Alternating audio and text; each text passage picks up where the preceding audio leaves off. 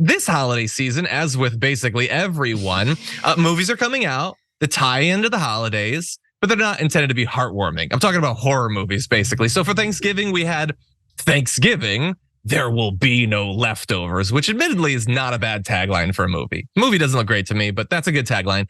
And coming up for Christmas, you have It's a Wonderful Knife, which it's like it's a title that's so bad that it's good and then bad again and then good again. I don't know exactly where I stand on that. But anyway, these movies come out all the time.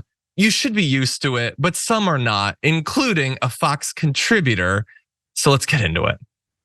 Woke M&Ms have returned. Lego is going woke. America's going broke, woke, and becoming a joke. Even Christmas is being profaned. If you've been to the movies lately, I made the mistake of going over the weekend. There are 2 holiday slashers on the big screen. Thanksgiving, about a maniac carving up people during Thanksgiving, and It's a Wonderful Knife, a slasher spin on the Capra classic. I have to say, I saw these posters at the Cineplex. I thought they were a joke. They're not. They're like real. A joke. Yeah. Well, but this is an emblem, Laura, of our cultural decay. When you can't even make uplifting or joyous movies around the holidays, you have to extend killing, mutilation, maiming, and death. Again, they hate killing, mutilation, and death. Unless it's a person who's using an AR-15, and then let's not talk about it. So he's freaking out, and look, they have to. This is the war on Christmas time. Everything has to send them into a frenzy. I will just remind that guy that like this isn't new, okay?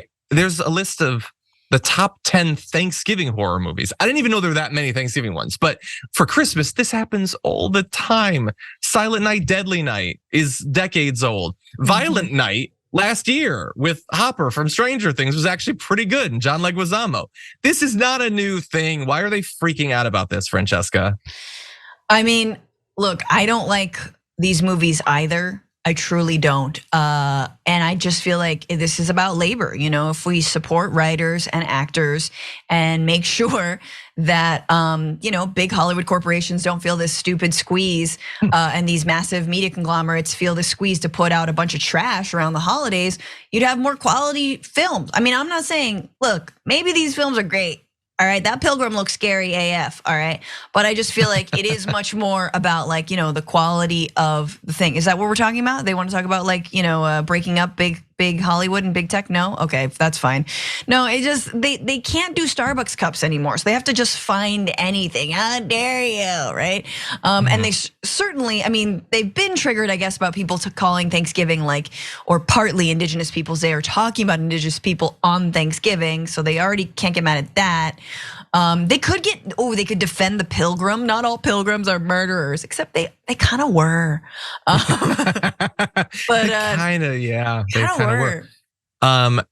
It's such a weird, like the mind of a contributor who has to appeal to the right wing has got to be this vortex of insanity.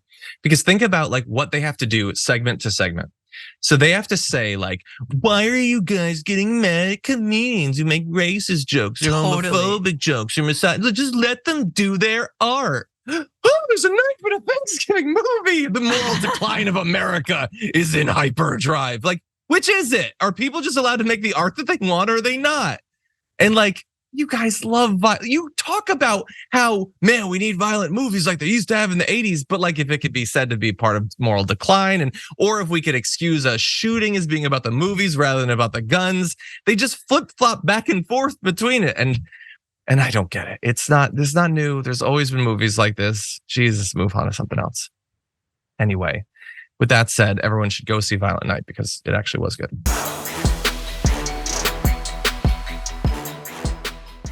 Check out the Damage Report podcast each day, wherever you get your podcasts, whether Pocket Casts or Stitcher or iTunes. You can join me as I give you the news and stories you want with a range of co-hosts and interview guests jumping in on the fun each day. Again, that's the Damage Report, wherever you get your podcasts. And if you get them at iTunes, don't forget to rate and review. Sometimes I'll read them live on the show.